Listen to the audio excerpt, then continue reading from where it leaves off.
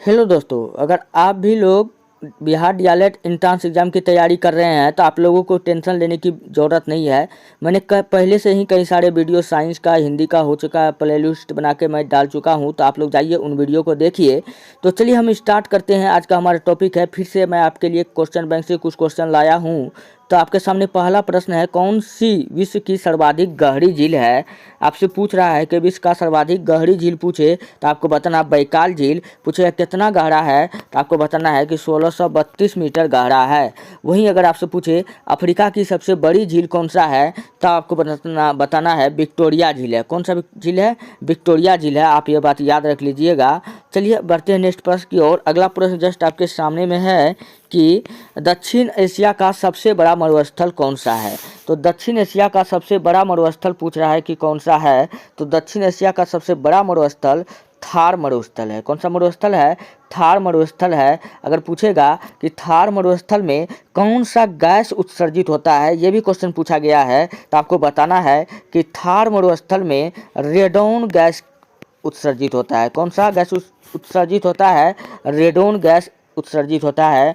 दोस्तों रेडोन जो है ये एक अक्रिय गैस है। रेडोन गैस सर्वाधिक कहाँ पाया जाता है? तो जहाँ पे भूकंप आता है वहाँ पर रेडोन गैस का क्या होता है, वहाँ पर रेडोन गैस का संख्या बढ़ जाता है। तो आप ये भी बात याद रख सकते हैं। तो फिलहाल इसका राइट आंसर क्या होगा? ऑप्शन डी होगा। हाँ, अगर आपसे पूछे कि थार मरुस्थल किसका अवशेष है तो आपको बताना है तेथिस सागर का। किसका? तेथिस सागर का। और अगर आपसे पूछे कि थार मरुस्थल में खारा पानी माइकासिस चट्टान के कारण पाया जाता है, पूछेगा थार मरुस्थल में खारा पानी किस चट्टान के कारण पाया जाता है, तो आपको बताना है कि माइकासिस चट्टान के कारण पाया जाता है। तो मैंने आपको इतना बताया। चलिए बढ़ते हैं नेक्स्ट प्रश्न की ओर। अगला प्रश्न जस्ट आपके सामने में है, मुगल काल की राजभाषा क्या थी। तो हम सब जानते हैं कि मुगल का अर्थ होता है बहादुर। मुगल का अर्थ क्या होता है? बहादुर होता है। पूछ रहा है कि मुगल काल का भाषा पूछ रहा है क्या था, तो वो था फारसी था। क्या था? फारसी था। इसलिए इसका ऑप्शन डी बिल्कुल राइट हो जाएगा। अच्छा, मुगल वंश का स्थापना पूछेगा किसने किया था, तो अब बताना है कि बाबर ने किया था। बाबर का पूछेगा बचपन का नाम क्या था, तो आपको बताना है जहीरुद्दीन मोहम्मद बाबर था। बाबर का पिता का नाम पूछेगा क्या था, तो बाबर का पिता का नाम था उमर शेख मिर्ज़ा। और ये किसका वंशज था? तो ये तैमूर का वंशज था। तो आप ये भी बात याद रख लीजिएगा। चलिए हम लोग आगे की ओर बढ़ते हैं। नेक्स्ट प्रश्न आपके सामने में है, कौन सा मुगल बादशाह ज्योतिषी में रुचि रखता था। पूछ रहा है क्वेश्चन, कौन सा मुगल शासक ऐसा था जो ज्योतिष विद्या में रुचि रखता था। हुमायूं, अकबर, शाहजहां, जहांगीर। दोस्तों जो हुमायूं था वो ज्योतिषों में विश्वास रखता था, इसलिए ये हफ्ता में 7 दिन में 7 कपड़ा पहनता था। कितना कपड़ा पहनता था? 7 दिन में 7 कपड़ा पहनता था। अब आपसे क्वेश्चन पूछ लिया जाएगा कि ये शनिवार को कौन सा कपड़ा पहनता था, सैटरडे को कौन सा कपड़ा पहनता था। तो सैटरडे को ये काला कपड़ा पहनता था। वहीं रविवार को यानी संडे को पूछे कौन सा कपड़ा पहनता था, तो संडे को पीला कपड़ा पहनता था। जबकि सफ़ेद कपड़ा पहनता था। हाँ, सफ़ेद कपड़ा पहनता था। अगर आपसे पूछे कि हुमायूं ने कौन सा शहर को बचाया था, तो आपको बताना है दिल्ली में दीन ए पनाह नामक शहर को बसाया था। आप ये भी बात याद रख सकते हैं। अगर पूछेगा कि हुमायूं ने कौन सी प्रथा का शुरुआत किया था, आपको बताना है तुलादान प्रथा का शुरुआत मुगल काल में किसने किया था, तो हुमायूं ने किया था। आप ये भी बात याद रख सकते हैं। हुमायूं का बाप का नाम क्या था, तो आपको बताना है बाबर था। क्या था? बाबर था। बाबर का 4 बेटा था, हुमायूं, कमरान, अस्करी, हिंदाल, हुमायूं। तो हुमायूं जो था वो सबसे बड़ा बेटा था। आप ये भी बात याद रख सकते हैं। तो मैंने इसके बारे में इतना बताया। वहीं अगर आपसे पूछे कि हुमायूं का असली नाम क्या था, तो बचपन का नाम क्या था, तो नसरुद्दीन नाम था। क्या नाम था भैया? नसरुद्दीन नाम था। और हुमायूं के काल में चित्रकला का शुरुआत हुआ। पूछेगा चित्रकला का शुरुआत किस काल में हुआ था, किस मुगल बादशाह के काल में हुआ था, तो हुमायूं के काल में हुआ था। तो आप ये बात भी याद रख सकते हैं इनसे। चलिए बढ़ते हैं नेक्स्ट प्रश्न की और। अगला प्रश्न जस्ट आपके सामने में है, शेरशाह सूरी के उत्तराधिकारी का क्या नाम था। शेरशाह सूरी का जो उत्तराधिकारी हुआ दोस्तों, उसका नाम था इस्लाम शाह सूरी। क्या नाम था? इस्लाम शाह सूरी इसका क्या हुआ? उत्तराधिकारी हुआ। अभी अभी मैंने आपको हुमायूं से कई प्रश्न बताया। इसके काल में चित्रकला का शुरुआत हुआ। किसका शुरुआत हुआ? चित्रकला का शुरुआत हुआ। और हुमायूं ने तुलादान प्रथा का शुरुआत किया। किसका? तुलादान प्रथा का शुरुआत किया। तुलादान प्रथा क्या होता था? अपने जन्मदिन के अवसर पर जितना उसका वजन होता था उतना सोना चांदी गरीबों में दान किया जाता था। और हुमायूं ज्योतिष विद्या पर भी विश्वास रखता था। मैंने आपको ये सब पहले बता चुका हूँ। और शाहजहां का पूछेगा असली नाम क्या है, आपको बताना है खुर्रम है। क्या है? खुर्रम है। और शाहजहां के काल को हम लोग स्वर्ण युग के नाम से हम लोग जानते हैं। और शाहजहां की पत्नी का नाम पूछे क्या है, तो आपको बताना है कि मुमताज महल। क्या बताना? मुमताज महल। और मुमताज महल को हम लोग कहते हैं आरजूमंद बानो बेगम। क्या कहते हैं? आरजूमंद बानो बेगम कहते हैं। आप ये भी बात याद रख लीजिएगा। चलिए हम लोग बढ़ते हैं नेक्स्ट प्रश्न की ओर। अगला प्रश्न है, स्वतंत्र भारत के पहले प्रधानमंत्री के रूप में किसने कार्य किया? अब भैया देखिए, अब इनसे इजी क्वेश्चन आपसे क्या भी पूछ सकता है। स्वतंत्र भारत के जब मेरा भारत आज़ाद हुआ तो पूछ रहा है कि पहला प्रधानमंत्री के रूप में किसने कार्य किया। तो पहला प्रधानमंत्री हमारा कौन बना था? तो जवाहरलाल नेहरू बना था। दोस्तों इसका भी कहानी है। जवाहरलाल नेहरू हार गया था, समझे। और सरदार पटेल को जो था सबसे ज़्यादा वोट मिला था, लेकिन फिर भी जवाहरलाल नेहरू को प्रधानमंत्री बनाया गया था। तो मैं इसका कहानी किसी और दिन बताऊंगा। तो फिलहाल इसका राइट आंसर क्या जाएगा? ऑप्शन बी हो जाएगा। और जवाहरलाल नेहरू को हम लोग चाचा के नाम से जानते हैं। किस नाम से जानते हैं? चाचा के नाम से जानते हैं। और जवाहरलाल नेहरू ने 1929 ईस्वी में लाहौर अधिवेशन को पास किया। आप ये भी बात याद रख सकते हैं। सुभाष चंद्र बोस ने एक नारा दिया था, दिल्ली चलो। क्या नारा दिया था? दिल्ली चलो और तुम मुझे खून दो, मैं तुम्हें आज़ादी दूंगा। ये भी नारा पूछेगा किसने दिया था? तो सुभाष चंद्र ने दिया था। सरदार वल्लभ भाई पटेल को हम लोग लौह पुरुष के नाम से जानते हैं। क्या नाम से जानते हैं? लौह पुरुष के नाम से जानते हैं, क्योंकि इसको बचपन में एक फोड़ा हुआ था तो इन्होंने रट धिपा करके इस फोड़े को फाड़ डाला था, हटा डाला था, तो इसलिए इसको लौह पुरुष कहा जाता है। और सरदार वल्लभ भाई पटेल के बारे में याद रख सकते हैं, ये स्वतंत्र भारत का प्रथम होम मिनिस्टर था, यानी कि गृह मंत्री था। आप ये भी बात याद रख सकते हैं। और सरदार वल्लभ भाई पटेल को सरदार की उपाधि पूछेगा किस आंदोलन में मिला था, तो आपको बताना है कि बारदोली सत्याग्रह में मिला था। आप ये भी बात याद रख सकते हैं। दोस्तों भगत सिंह के बारे में क्या ही कहना। भगत सिंह के बारे में तो आप सब जानते हैं कि इनकी मृत्यु 23 मार्च 1931 को हुआ था। इनको हम लोग शहीद आजम के नाम से जानते हैं। तो इतना कोशिश करते हैं कि आपको समझ में आया। दोस्तों अगर आपको पीडीएफ चाहिए तो आप जाइए ITIHASKI दुनिया 99 यहाँ पर जाकर के आप सर्च कीजिए और पीडीएफ को प्राप्त कर सकते हैं। चलिए बढ़ते हैं नेक्स्ट प्रश्न की ओर। अगला प्रश्न जस्ट आपके सामने में है, गदर पार्टी की स्थापना हुई थी। दोस्तों गदर पार्टी का स्थापना जो हुआ था तो 1913 ईस्वी में हुआ था। लाला हरदयाल के द्वारा हुआ था। किसके द्वारा हुआ था? लाला हरदयाल के द्वारा हुआ था। कभी कभी क्या होता है कि लाला हरदयाल ऑप्शन में नहीं रहता है, तब वहाँ पर रहता है सोहन सिंह भाखना। क्या रहता है? सोहन सिंह भाखना। आप इसका भी नाम याद रख लीजिएगा, आजकल ये नाम काफ़ी ट्रेंडिंग है। अब लाला लाजपत राय ऑप्शन में देता ही नहीं है, तो सोहन सिंह भाखना आप याद रख लीजिएगा। तो गदर पार्टी की स्थापना हुई थी, तो ये कहाँ हुआ था? अमेरिका के सैन फ्रांसिस्को में हुआ था। किसके द्वारा हुआ था? लाला लाजपत राय के द्वारा हुआ था। और इसका साथ कौन दिया था? सोहन सिंह भाखना। और ये कब हुआ था? तो 1913 ईस्वी में इसका स्थापना हुआ था। तो इसका ऑप्शन नंबर डी बिल्कुल राइट होगा। चलिए हम लोग बढ़ते हैं नेक्स्ट प्रश्न की ओर। अगला प्रश्न जस्ट आपके सामने में है, भगत सिंह ब्रिटिश शासन के विरुद्ध किस प्रसिद्ध घटना में शामिल थे? अब ऑप्शन एक में है भारत छोड़ो आंदोलन। दोस्तों भारत छोड़ो आंदोलन जो हुआ था वो 8 अगस्त 1942 में हुआ था। कब हुआ था? 1942 में। जबकि हम जानते हैं कि भगत सिंह का मृत्यु 23 मार्च 1931 में हुआ था। 1931 में हुआ था। इसका मतलब ये ऑप्शन तो बिल्कुल ही गलत है। 1942 तक तो ये था ही नहीं। हाँ, जालियांवाला हत्याकांड को अगर देखते हैं तो ये 1913 अप्रैल 1919 में हुआ था। तो हाँ 1923 तक तो ये जिंदा था। और चोरी चोरा कांड 5 फरवरी 1922, हाँ इसमें भी ये जिंदा था। और लाहौर षड्यंत्र, ना ना ना इसमें भी तो नहीं होगा। तो जालियांवाला बाग हत्याकांड में क्या हुआ था, क्वेश्चन आप फिर से बढ़िया सुनिए। भगत सिंह ब्रिटिश शासन का विरुद्ध किस प्रसिद्ध घटना में शामिल थे? तो जालियांवाला बाग के हत्याकांड में वो जो थे वो शामिल थे। और किस में शामिल था, और जो था, और साइमन कमीशन के रिपोर्ट में भी वो शामिल था। तो इसका राइट आंसर क्या हो जाएगा? तो ऑप्शन इसका बी हो जाएगा। तो आप ये बात भी याद रख सकते हैं। सॉरी दोस्तों, इसका राइट आंसर हमको लग रहा है कि डी होगा, लाहौर षड्यंत्र। आप लोग थोड़ा देख लीजिएगा, थोड़ा मैं कंफ्यूजन में हूँ इसको। चलिए हम लोग बढ़ते हैं नेक्स्ट प्रश्न की ओर। अगला प्रश्न की ओर हम लोग बढ़ते हैं। अगला प्रश्न आपके सामने में है, जवाहरलाल नेहरू भारत में किस राजनीतिक दल का प्रमुख नेता थे? तो जवाहरलाल नेहरू भारत में किस राजनीतिक दल का प्रमुख नेता था? बच्चा बच्चा आंख मूंद के लगा देगा। 9 से नेहरू जो था, पूरा नेहरू परिवार जो था वो कांग्रेस पार्टी का था। तो भारतीय राष्ट्रीय कांग्रेस का क्या था, वो प्रमुख नेता था। तो ऑप्शन ए इसका क्या हो जाएगा? बिल्कुल राइट हो जाएगा।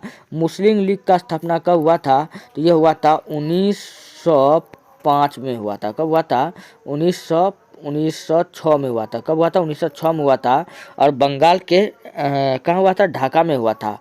और मुस्लिम लीग का स्थापना हुआ था किसने किया था? आगा खां और सलीमुल्लाह खां ने किया था। चलिए हम लोग बढ़ते हैं नेक्स्ट क्वेश्चन की ओर। अगला प्रश्न आपके सामने में है, बारदोली सत्याग्रह 1928 का नेतृत्व किसने किया था?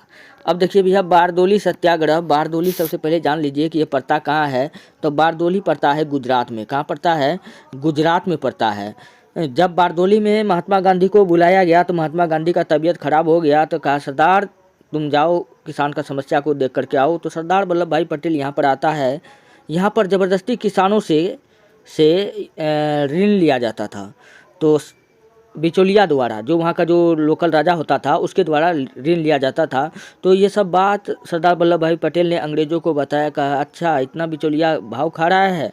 तो सरदार वल्लभ भाई का बात मानते हुए कहा गया कि जिसका फसल अच्छा हुआ है अब वही लोग टैक्स देगा, जिसका फसल खराब हुआ है वो लोग अब टैक्स नहीं देगा। और इतना बड़ा जब आंदोलन जब जीत गया, तब तक में महात्मा गांधी यहाँ पर पहुँचा।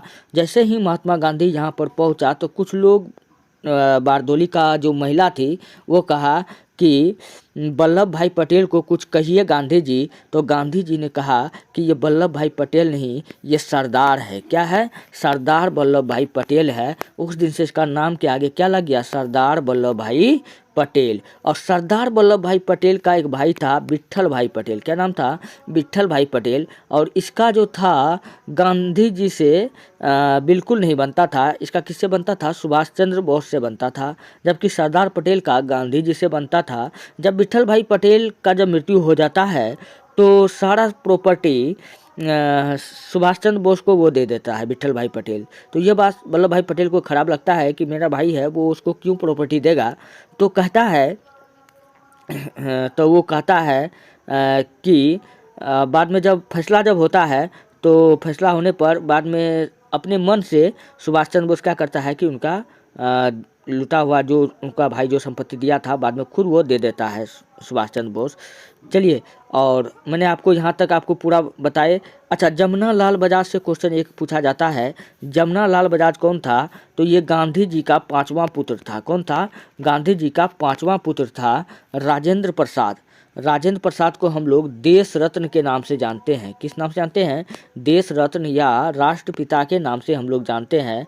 विनोबा भावे ने यह क्या चलाया था? तो व्यक्तिगत सत्याग्रह चलाया था। आप ये भी बात याद रख सकते हैं। सरदार वल्लभ भाई पटेल का विश्व का सबसे बड़ा ऊंची मूर्ति स्टैच्यू ऑफ यूनिटी के नाम से बना हुआ है गुजरात में। तो चलिए हम लोग बढ़ते हैं नेक्स्ट प्रश्न की ओर। उम्मीद करते हैं कि आपको यहाँ तक बिल्कुल समझ में आ गया होगा। अगर आपको अभी भी PDF चाहिए तो आप जाइए हमारे टेलीग्राम चैनल पर, वहाँ पर आप सर्च कर सकते हैं इतिहास की दुनिया 99। दोस्तों बहुत जल्द आप लोगों के लिए एक खुशी की बात है कि डिजिटल बोर्ड लगने वाला है। आप लोगों ने मेरा भरपूर साथ दिया और मैं जिस दिन डिजिटल बोर्ड लग जाएगा ना दोस्तों, क्वेश्चन को तोड़ फोड़ के पूरा मरोड़ के आपको मैं समझाऊंगा।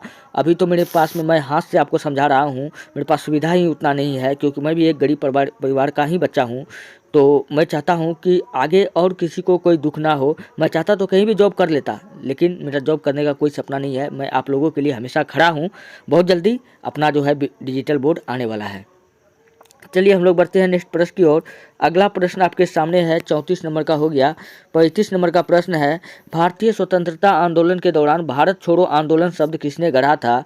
तो भारत छोड़ो आंदोलन शब्द किसने गढ़ा था? तो भारत छोड़ो आंदोलन जो जो शुरू किया था, वो किसने शुरू किया था? तो वो महात्मा गांधी ने शुरू किया था। कब किया था? तो 8 अगस्त 1942 में। 8 अगस्त 1942 ईस्वी में महाराष्ट्र के ग्वालियर टैंक के मैदान से यहाँ से शुरू किया था। और यहाँ पर गांधी जी ने 70 मिनट भाषण दिया था। कितना मिनट? 70 मिनट भाषण दिया था। कहा था कि मैं आप लोगों को आज़ादी दिला दूंगा, आप लोग मेरा साथ दीजिएगा। तो महात्मा गांधी का साथ काफ़ी लोगों ने दिया, लेकिन अंग्रेज़ों ने क्या किया, इसी वक्त एक नियम पास किया, ऑपरेशन जीरो आवर, यानी 12 बजे रात में ऑपरेशन जीरो आवर के तहत कई लोग को पकड़ करके जेल में डालना स्टार्ट कर दिया। ये भी क्वेश्चन पूछ लिया जाता है कि महात्मा गांधी को कौन सा जेल में बंद किया गया था? तो महात्मा गांधी को पुणे के यरावदा जेल में बंद किया गया था। किसके साथ बंद किया गया था? तो सरोजिनी नायडू के साथ बंद कर दिया गया था। ये दोनों को एक साथ में बंद कर दिया गया था। और भी आदमी को पूछा जाता है जयप्रकाश नारायण, जिनको हम लोग लोकनायक के नाम से जानते हैं। पूछा जाता है कि उनको कौन सा जेल में बंद किया गया था? तो उसको हजारीबाग जेल में बंद किया गया था, और हजारीबाग जेल ये तोड़ करके भाग गया था। और डॉक्टर राजेंद्र प्रसाद को बिहार जेल में बंद किया गया था। तो आप ये सब बात याद रख सकते हैं। ये सब क्वेश्चन कई बार पूछा जाता है, आपको याद ऐसे दिमाग में होना चाहिए। भगत सिंह के बारे में तो आप जानबे करते हैं, इनको हम लोग शहीद आजम के नाम से जानते हैं। इनका मृत्यु 23 मार्च 1931 को हुआ था। नेक्स्ट प्रश्न जस्ट आपके सामने में है, द्वितीय विश्व युद्ध के दौरान भारतीय राष्ट्रीय सेना INA इंडियन नेशनल आर्मी, इसका फुल फॉर्म होता है कि नेता कौन थे? तो हम सब जानते हैं कि इसका नेता कौन था, कि सुभाष चंद्र बोस था। जबकि INA के नेता कौन था? सुभाष चंद्र बोस। इन्होंने क्या किया था, अपना सेना लेकर के भारत आया था ना, तो आज़ाद हिंद फौज। तो इसका ऑप्शन सी क्या हो जाएगा? बिल्कुल राइट हो जाएगा, सरदार वल्लभ भाई पटेल। तो सरदार वल्लभ भाई पटेल से आप क्या याद रख सकते हैं? सरदार सरोवर बांध पूछेगा किस नदी पर है? आप ये बात कमेंट में बताइए। काफ़ी अच्छा प्रश्न है। चलिए बढ़ते हैं नेक्स्ट प्रश्न की ओर। अगला प्रश्न है, भारत की प्रधानमंत्री बनने वाली पहली महिला कौन थी? भारत की प्रधानमंत्री बनने वाली पहली महिला पूछ रही है, तो कौन थी? तो वो थी इंदिरा गांधी। इंदिरा गांधी को हम लोग दोस्तों प्रियदर्शनी के नाम से जानते हैं। किस नाम से जानते हैं? प्रियदर्शनी के नाम से जानते हैं। और सरोजिनी नायडू को हम लोग भारत कोकिला के नाम से जानते हैं। किस नाम से जानते हैं? भारत कोकिला के नाम से जानते हैं। सरोजिनी नायडू को हम लोग या तो यूपी का प्रथम महिला राज्यपाल बोल लो, या भारत का प्रथम महिला राज्यपाल बोल लो, यही है विजया लक्ष्मी पंडित। ये पंडित जवाहरलाल नेहरू की बेटी थी। विजया लक्ष्मी पंडित कौन थी? पंडित जवाहरलाल नेहरू की बेटी थी। आप ये भी बात याद रख लीजिएगा। और विजया लक्ष्मी पंडित से और भी कई क्वेश्चन पूछा जाता है। ये स्वतंत्र भारत की प्रथम महिला राष्ट्रपति थी। स्वतंत्र भारत की प्रथम महिला राष्ट्रपति थी। हाँ, लक्ष्मी पंडित उपराष्ट्रपति थी। आप ये बात याद रख सकते हैं। और कुछ समय बाद क्या हुआ, महाराष्ट्र का ये राज्यपाल भी बनी थी विजया लक्ष्मी पंडित। ये भी बात याद रख सकते हैं। और एनी बेसेंट भारतीय राष्ट्रीय कांग्रेस की प्रथम महिला अध्यक्ष पूछे कौन थी? तो एनी बेसेंट थी। और एनी बेसेंट का 2 पत्रिका बहुत फेमस है भैया।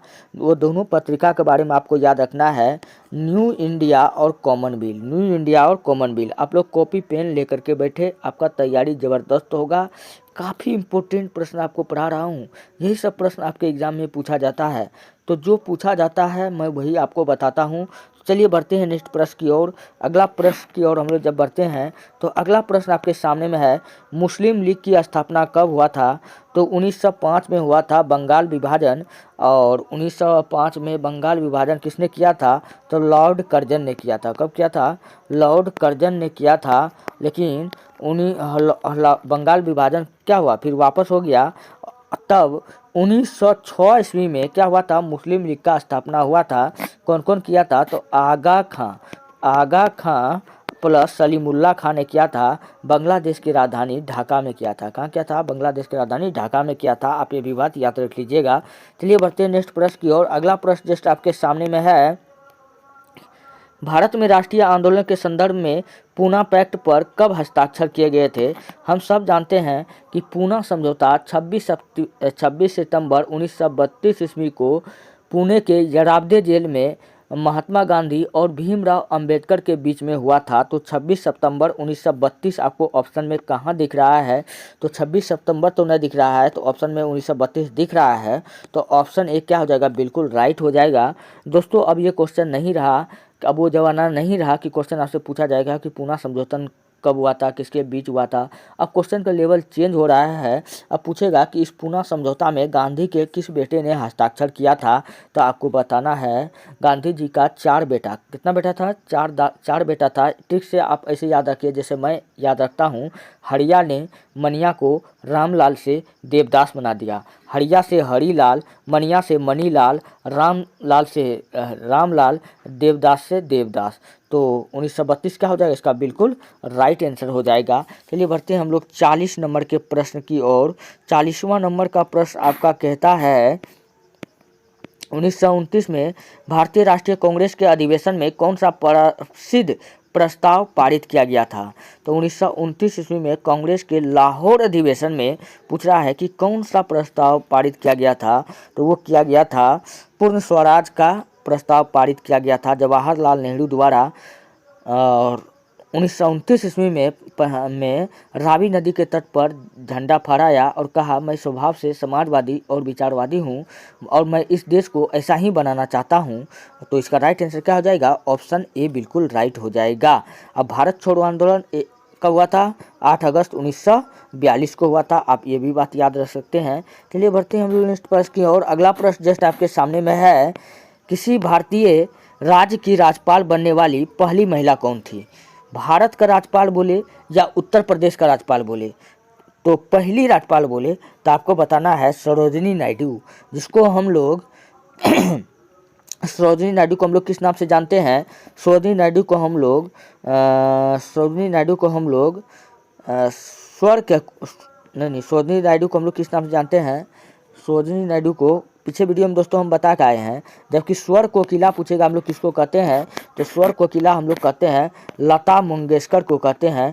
सरोजिनी नायडू को हम कई वीडियो में बताया हूँ, आप लोग याद कर लीजिएगा, तो अभी ध्यान में नहीं आ रहा है। अच्छा, अरुणा असफ अली और एक है विजया लक्ष्मी पंडित, दोनों का नाम आप याद रख लीजिएगा। देखिए आपको याद रखना होगा कि विजया लक्ष्मी पंडित कौन थी, तो विजया लक्ष्मी पंडित स्वतंत्र भारत की पहली महिला राष्ट्रपति थी। विजया लक्ष्मी पंडित कौन थी, स्वतंत्र भारत की प्रथम महिला राष्ट्रपति थी। आप ये भी बात याद रख लीजिएगा। चलिए बढ़ते हैं नेक्स्ट प्रश्न की ओर। अगला प्रश्न जस्ट आपके सामने में है, 41 का हो गया। 42 नंबर का प्रश्न है, भारत छोड़ो आंदोलन कब प्रस्तावित हुआ, तो 8 अगस्त 1942 को प्रस्तावित हुआ। तो ऑप्शन नंबर बी बिल्कुल राइट हो जाएगा। कहाँ से प्रस्तावित हुआ, तो आपको बताना है महाराष्ट्र के ग्वालियर टैंक के मैदान से, महाराष्ट्र के ग्वालियर टैंक के मैदान से यह आंदोलन शुरू हुआ और गांधी जी ने यहाँ पर 70 मिनट का भाषण दिया और यहीं पर एक नारा दिया। नारा कौन सा दिया, डू एंड डाई। पूछेगा डू एंड डाई का नारा कौन दिया था, यानी करो और मरो का नारा किसने दिया था, तो महात्मा गांधी ने दिया था। पूछेगा किस आंदोलन में दिया था, तो भारत छोड़ो आंदोलन में दिया था। तो आप ये बात भी याद रख सकते हैं। चलिए बढ़ते हैं नेक्स्ट प्रश्न की ओर। अगला प्रश्न देखिए भैया, काफ़ी शानदार प्रश्न है, गांधी जी का चंपारण सत्याग्रह किससे संबंधित है। तो गांधी जी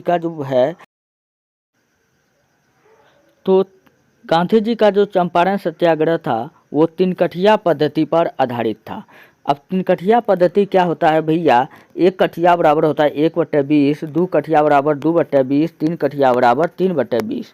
अब ये क्या लोचा था, तो यहाँ पर था बिहार के किसान से ज़बरदस्ती 3/20 भाग पर नील का खेती करवाया जाता था अंग्रेज़ों से, अब बिहार के चंपारण में।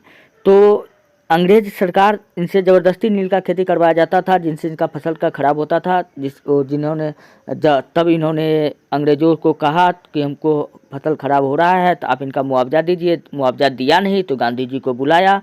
तो यह गांधी जी जब आए यहाँ पर तो इसी तिनकठिया पद्धति को समाप्त किया। ये किसानों पर लगा हुआ था, चंपारण के तिनकठिया पद्धति पर। तो इस प्रकार से इसका ऑप्शन नंबर क्या हो जाएगा, बी बिल्कुल राइट हो जाएगा। चलिए हम लोग बढ़ते हैं नेक्स्ट प्रश्न की ओर। अगला प्रश्न जस्ट आपके सामने में है कि निम्नलिखित में से किसने 1925 में काकोरी ट्रेन कांड आंदोलन की कल्पना की थी। मतलब काकोरी जो ट्रेन कांड, उत्तर प्रदेश में काकोरी एक जगह है, वहाँ पर काकोरी ट्रेन कांड में जो लूट हुआ था तो वहाँ आंदोलन की कल्पना की थी। ऑप्शन देखिए यहाँ पर कौन कौन है, बैकुंठ शुक्ल, राम प्रसाद बिस्मिल और अशफाक उल्ला खां, उबैदुल्ला सिंधी, मनमथ नाथ गुप्ता, मतंकुनी क्या है, हाजरा। तो इसका राइट आंसर हो जाएगा राम प्रसाद बिस्मिल। क्या हो जाएगा, राम प्रसाद बिस्मिल। दोस्तों जब काकोरी ट्रेन को लूटा गया था काकोरी षड्यंत्र में, तो राम प्रसाद बिस्मिल का एक चादर गिर गया था।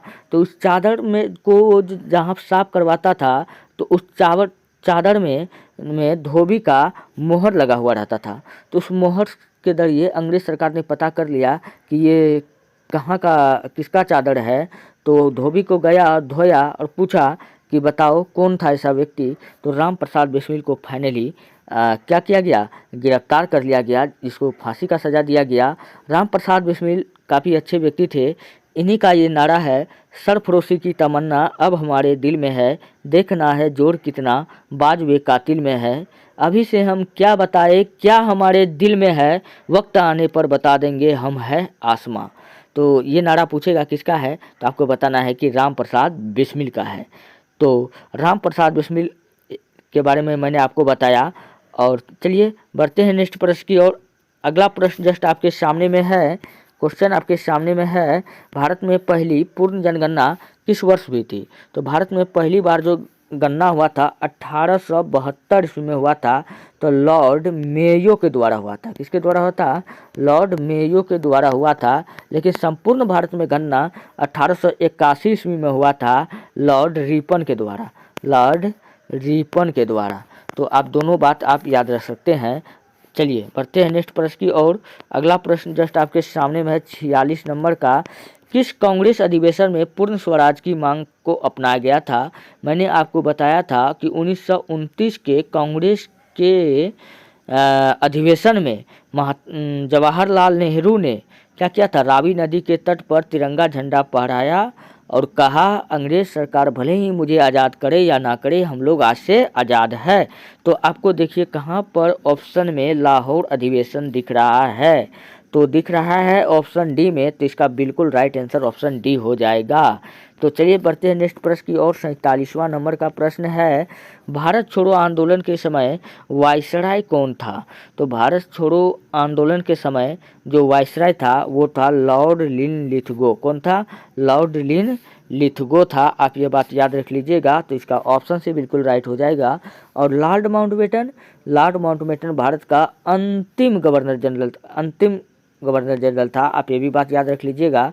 और लॉर्ड इरविन, दोस्तों लॉर्ड इरविन यही व्यक्ति है जो भारत में पुराना संसद भवन को बनाया था। क्या बनाया था, पुराना संसद भवन को बनाया था, जिसका पूरब से पश्चिम का डिजाइन एडवर्ड लुटियंस ने तैयार किया था, जबकि उत्तर से दक्षिण का डिजाइन किसने तैयार किया था, हर्बर्ट बेकर ने तैयार किया था। और इस वक्त संसद भवन बनाने में कितना रुपया खर्च हुआ था, तो 83 लाख रुपया खर्चा हुआ था उस वक्त संसद भवन बनाने में। तो अभी तो नया बना है, तो देख लीजिए अभी कितना हुआ होगा। करंट का मैं तो बताया हूँ, आप लोग जाके देख सकते हैं। चलिए हम लोग बढ़ते हैं नेक्स्ट प्रश्न की ओर। अगला प्रश्न जस्ट आपके सामने में है कि निम्नलिखित में से कौन सा लक्षद्वीप समूह का बड़ा द्वीप है। तो लक्षद्वीप समूह का बड़ा द्वीप कौन सा है, तो भैया एंड्रोट जो है लक्षद्वीप समूह का बड़ा द्वीप है। तो ऑप्शन सी क्या हो जाएगा, इसका बिल्कुल राइट हो जाएगा। तो चलिए हम लोग बढ़ते हैं नेक्स्ट प्रश्न की ओर। अगला प्रश्न जस्ट आपके सामने में है। तो क्वेश्चन कहता है, अगला प्रश्न की ओर हम लोग बढ़ते हैं। क्वेश्चन कहता है कि भारत में द्वितीय क्षेत्र में सम्मिलित है। भारत में पूछ रहा है कि द्वितीयक क्षेत्र में कौन सा चीज़ है जो सम्मिलित है। मत्स्य पालन, कृषि पालन, ये सब प्राथमिक क्षेत्र होता है, तो इसलिए ऑप्शन सी तो बिल्कुल गलती हो जाएगा। वानिकी तो ये तीसरा क्षेत्र में आता है। डेयरी भी प्रथम क्षेत्र में आता है। दूसरा क्षेत्र में विनिर्माण यानी फैक्ट्री उक्ट्री आता है, तो ऑप्शन बी क्या हो जाएगा, इसका बिल्कुल राइट हो जाएगा। और चलिए बढ़ते हैं नेक्स्ट प्रश्न की ओर। 50वां नंबर का प्रश्न आपके सामने में है, सांसद का अस्थाई सदन होता है। तो दोस्तों सांसद का जो अस्थाई सदन होता है वो केवल राज्यसभा होता है, तो इसलिए इसका ऑप्शन बी बिल्कुल राइट होगा। सांसद जो है, सांसद जो है, सांसद जो है, सांसद का कार्य क्या है, विधि का निर्माण करना। क्या काम है, विधि का यानी कि नियम का निर्माण करने का काम किसको दिया गया है, सांसद को दिया गया है। आप ये बात याद रख लीजिएगा। दोस्तों ये रहा कुछ क्वेश्चन, जो अगर आपको वीडियो अच्छा लगता है, हेल्पफुल लगता है, तब आप हमारे चैनल को सब्सक्राइब कीजिए और वीडियो को लाइक कीजिए, और जितना हो सके प्लीज़ दोस्तों वीडियो को शेयर कीजिए। आप लोगों का एक एक लाइक, एक एक सब्सक्राइब हमको दिल से मोटिवेशन आता है। मैं रात रात जग करके मैं आप लोगों के लिए वीडियो बनाता हूं, और आप लोग जितना हो सके इन वीडियो को शेयर कीजिए। और आप लोगों का अगर कोई भी टॉपिक में या कहीं भी कोई चीज़ में अगर दिक्कत है तो आप लोग बोलिए, मैं उसी टॉपिक पर वीडियो लाऊंगा। तो मिलते हैं नेक्स्ट वीडियो में। धन्यवाद। अगर आपको हमारे टेलीग्राम चैनल का लिंक चाहिए तो आप जाइए ITIHASKI दुनिया 99, वहाँ से भी आप ले सकते हैं। नहीं तो वीडियो के डिस्क्रिप्शन में लिंक होगा, आप वहां से भी प्राप्त कर सकते हैं। और आप लोगों के लिए बहुत ही खुशखबरी की बात आप लोगों को बता रहा हूं कि अब जो है इतिहास की दुनिया 99 जो है ऑफलाइन क्लास 10th और 12th का भी बैच स्टार्ट होने वाला है। एकदम फ्री में आप लोगों को तैयारी कराया जाएगा। बहुत जल्दी ही डिजिटल बोर्ड हम लोग लेने वाले हैं, तो उन पर आपका क्लास होगा। चलिए मिलते हैं, धन्यवाद।